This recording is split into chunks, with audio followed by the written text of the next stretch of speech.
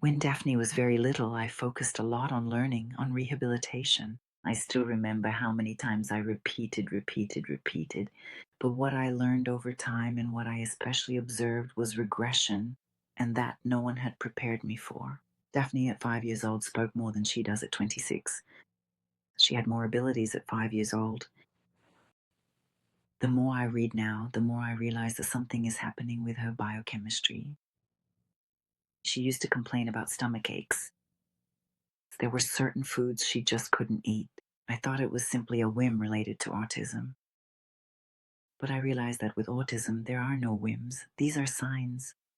And the next step for me is to understand what's happening in her biochemistry, in her gut, when she eats certain foods and how that affects her brain. So I'm working with specialists in medicine. I would say more in nutritional medicine, in functional medicine. So right now we're running tests on her indicators, on her blood.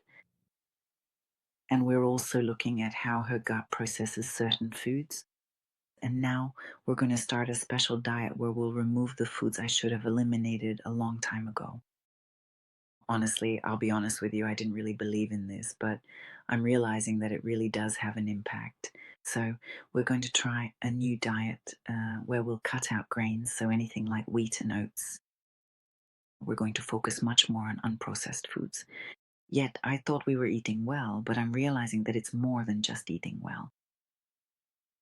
We're also going to look at her chemistry, at her blood, what she has, her indicators, and heavy metals. Is there an imbalance between copper and zinc? Because I studied the Walsh method. So basically, I want to get my daughter back, to find who she was, and above all, to give her back her abilities. Because I truly believe it's connected to how her brain behaves in relation to her biochemistry. So I'm curious to hear from you and to read your thoughts. Thank you for being here. Together we can make a difference.